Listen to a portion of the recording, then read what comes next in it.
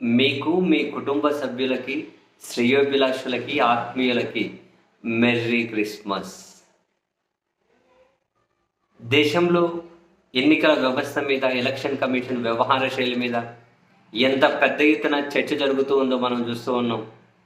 చివరికి న్యాయస్థానాలు కూడా ఎన్నికల వ్యవస్థ పనితీరులోకి, వాళ్ళ కార్యకలాపాల్లోకి మేము వేలు పెట్టము అని చెప్పేసరికి వాళ్ళ ప్రవర్తన మరింతగా శృతిమించిపోయింది.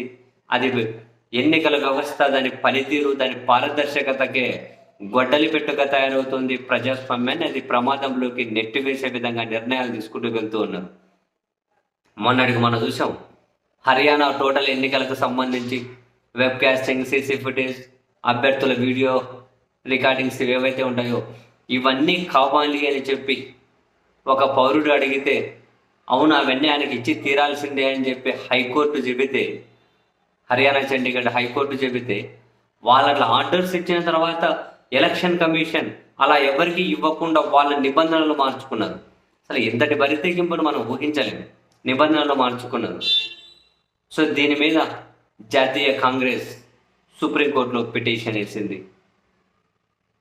ఇంకా అంతే. ఇప్పుడు సుప్రీంకోర్టు ఎలా స్పందిస్తుంది అన్నది ఇంపార్టెంట్.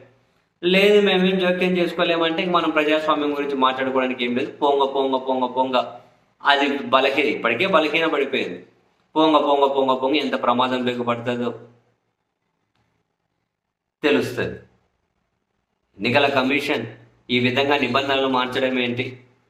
అసలు ఎలక్ట్రానిక్ రిలేటెడ్ ఏవైనా వెబ్ కాస్టింగ్ కానీ, సీసీ ఫుటేజ్ కానీ, అభ్యర్థుల వీడియో రికార్డింగ్స్ కానీ ఇవి ఏవి కూడా ఎవరికి ఇవ్వకుండా నిబంధనలు మార్చేశారట. అదంతా కనుక సీక్రెట్గా ఉంచాలి, రహస్యంగా ఉంచాలి అని చెప్పి, అది కూడా అక్కడ ఒక హైకోర్టు ఇవ్వండి అని చెప్పిన తర్వాత వీళ్ళు నిబంధనలు మార్చారట. మరి ఇక న్యాయస్థానాలు ఎందుకు? అట్లా తీర్పు ఇచ్చిన ప్రతిసారి ఇటువైపు మార్చుకుంటూ పోయామనుకోండి, ఇక హైకోర్టు తీర్పులేమి మనం ఎగ్జిక్యూట్ చేయాల్సిన అవసరం లేదా? ఇప్పుడు ఇంట్రెస్టింగ్ ఏంటంటే జాతీయ కాంగ్రెస్ అంటే దేశంలో ప్రతిపక్ష పార్టీ నేరుగా సుప్రీంకోర్టుకి వెళ్ళింది.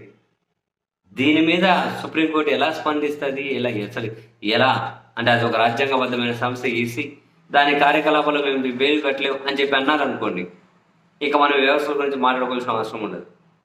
కాదుకూడదని చెప్పి సుప్రీంకోర్టు ఏమైనా గైడ్లైన్స్ ఇస్తే ఆ గైడ్లైన్స్ ప్రజాస్వామ్యాన్ని పటిష్టం చేసే విధంగా ఉంటే నిజంగానే థ్యాంక్స్ టు సుప్రీంకోర్టు. చూద్దాం ఏం జరుగుతుంది.